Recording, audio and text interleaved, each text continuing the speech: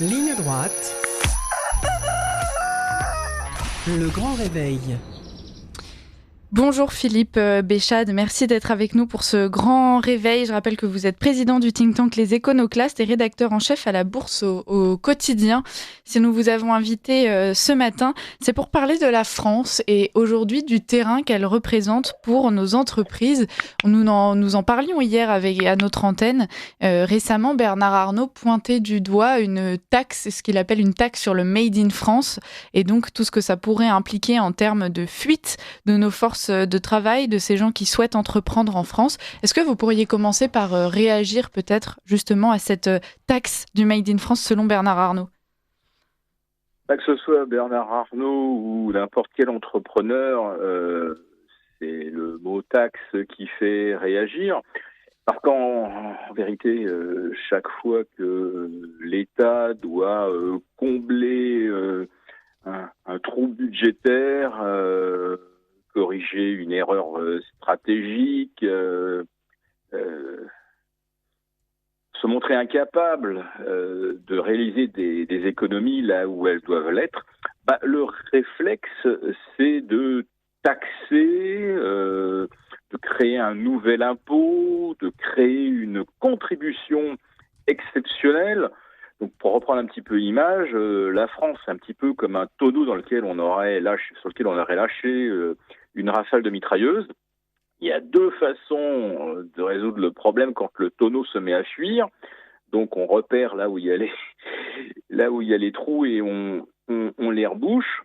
Ou alors, on remplit le tonneau avec des seaux et puis on a besoin de toujours plus de seaux et on ne corrige jamais les fuites. Voilà.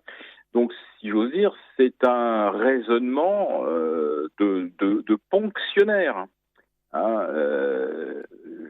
Ne jamais boucher les fuites et rajouter toujours plus d'eau et d'argent dans le tonneau, c'est un raisonnement de fonctionnaire qui s'oppose à celui du chef d'entreprise qui lui va d'abord commencer par tuer les coûts inutiles, commencer donc par se mettre de la peau d'un cost killer.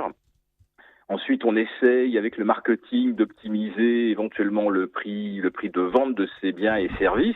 Et puis quand vraiment on a épuisé tous les moyens, qu'on a vraiment réduit au maximum les frais, qu'on a obtenu le prix marché le plus pertinent, si ça suffit pas, alors là seulement là on va aller chercher de l'argent sur le marché, on va faire une augmentation de capital, et là on sait que c'est très mauvais, c'est très compliqué, ça va faire chuter votre cours.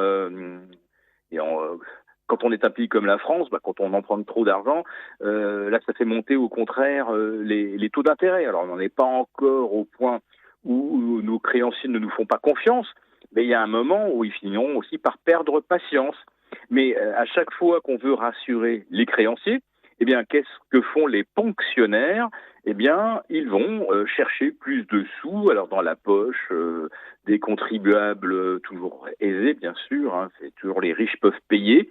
Et puis, après ça, on va évidemment ponctionner les entreprises. C'est un raisonnement et un comportement qui coule notre pays depuis plus de 40 ans. Alors, Philippe Béchade, on va aller chercher dans le détail, justement, si vous le voulez bien.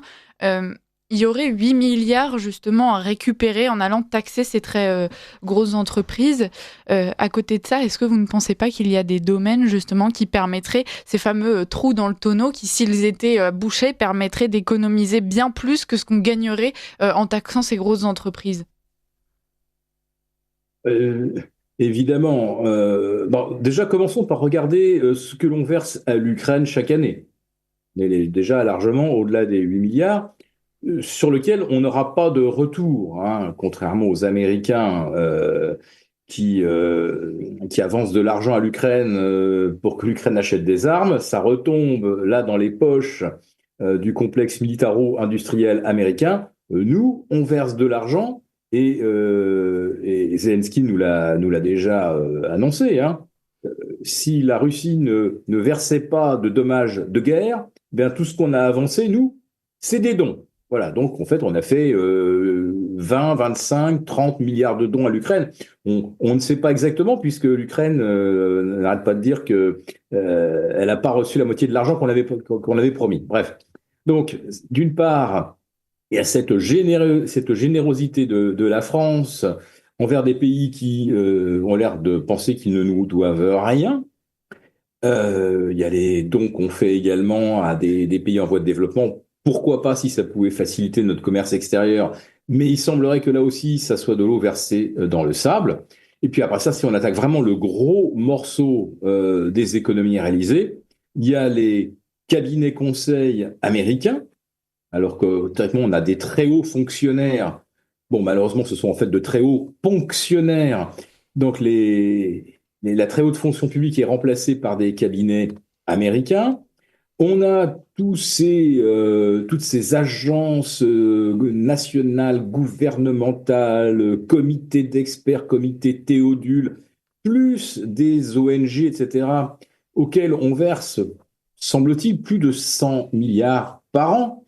Moi, je commencerai par supprimer tous les comités, toutes les agences dont les rapports n'ont pas été rendus publics, parce que c'est quand même incroyable que le contribuable finance ces cabinets et ces agences et qu'on ne sache même pas sur quoi ont porté leurs réflexions ni quelles sont leurs préconisations. Il y a même certains rapports qui sont même pas rendus publics.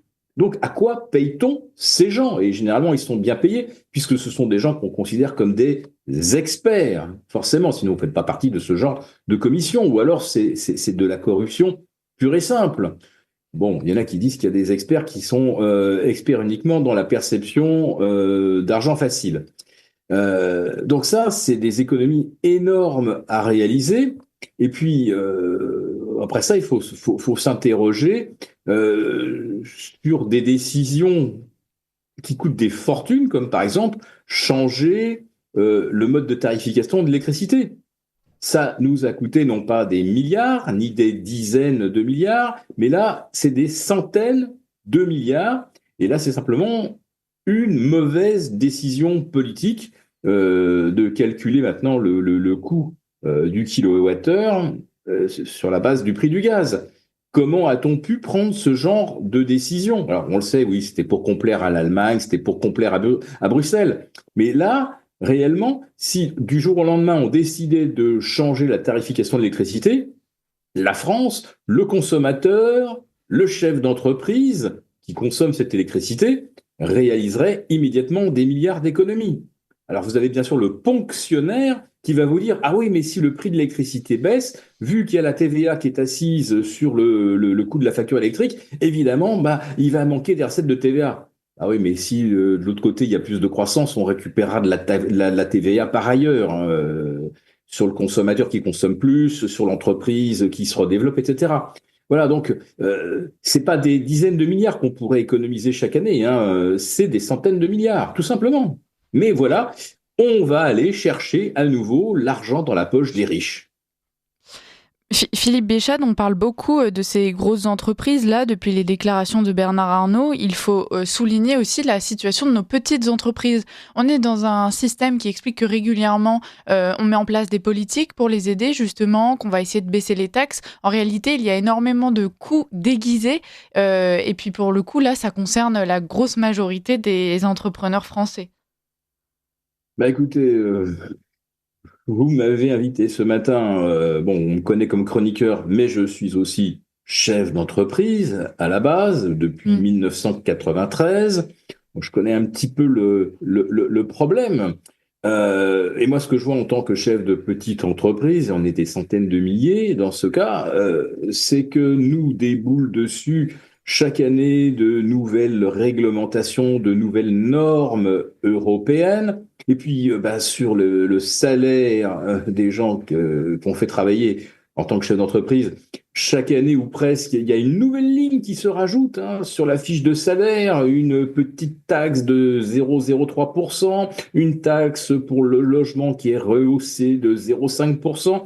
Je ne vais pas vous faire la liste, enfin tous les chefs d'entreprise la connaissent.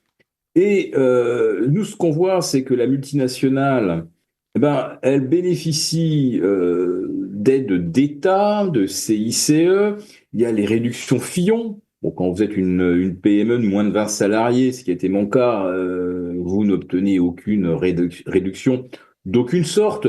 Vous n'avez pas non plus des super fiscalistes, juristes qui vont réussir à vous faire un montage pour économiser de l'impôt en passant par l'Irlande, les filiales aux Pays-Bas. Enfin, il n'y a pas moyen de payer moins quand on est une petite entreprise, alors lorsqu'on est une grande entreprise, entre les holdings et les royalties qu'on verse en Irlande ou ailleurs, on arrive à réduire très fortement l'impôt que l'on verse. Je pense que le taux moyen d'imposition d'une entreprise du SBF 120 ou du CAC 40, c'est entre 8 et 10% en réel. Je dis bien en réel. Alors que l'entrepreneur lambda, lui, il va payer 33% et voire plus si il est coq de pénalité parce qu'il a payé l'URSSAF en retard, etc. Enfin, il y a une inégalité de traitement entre la PME, PMI et la multinationale qui est aussi considérable. Donc, la PME française, elle court avec des semelles de plomb et 40 kilos de pavés dans le sac à dos. Alors que les multinationales, elles courent, si j'ose dire, avec des baskets ailées. Voilà. Effectivement. Philippe Béchade, est-ce que finalement, ce qu'on comprend, c'est que toute ces mots autour de la fameuse Startup Nation qui poussent les gens à entreprendre, ce ne serait pas que des mots. Aujourd'hui, est-ce qu'il fait bon d'entreprendre en France ? Alors, je dois dire que par rapport à l'époque où moi j'ai lancé une entreprise, certaines formalités ont été allégées. On peut rapidement se mettre en situation de lancer un business, de lever des fonds. On a des banques qui sont peut-être plus réceptives aujourd'hui. Mais alors, dès qu'on a franchi cette première étape, alors là, d'un seul coup, on en arrive, dès qu'on verse le premier salaire ou dès qu'on verse les premières cotisations URSSAF, et là, on se retrouve face à une complexité qui n'a fait que s'alourdir depuis 30 ans.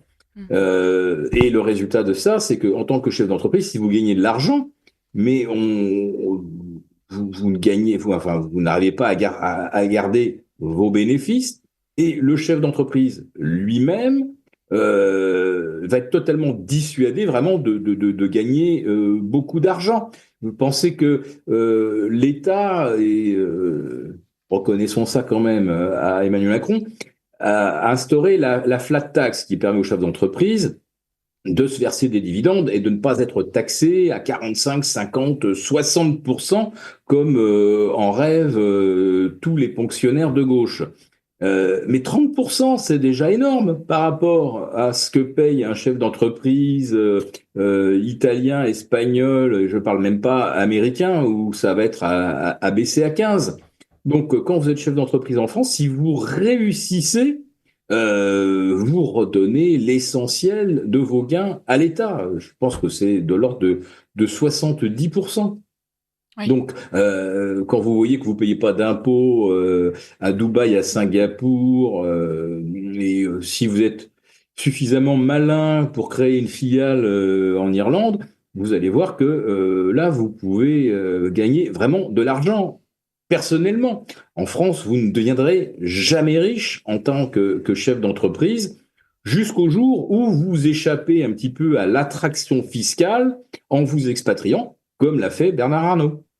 L'intérêt de ces entreprises, c'est aussi leur force d'embauche. Aujourd'hui, on le sait, le chômage, c'est un vrai défi. Ce que vous nous expliquez, c'est que pour un chef d'entreprise en France actuellement, il ne fait même pas vraiment bon de pouvoir employer des gens, puisque ça signifie de devoir ensuite ressortir encore plus d'argent pour le rendre à l'État.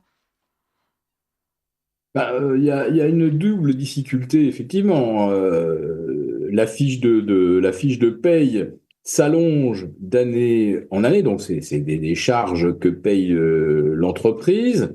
Et puis vous avez aussi en France, et de nombreux chefs d'entreprise rencontrent ce problème, des difficultés de recrutement. Euh, je vais vous prendre l'exemple d'un menuisier ou d'un atelier de soudure.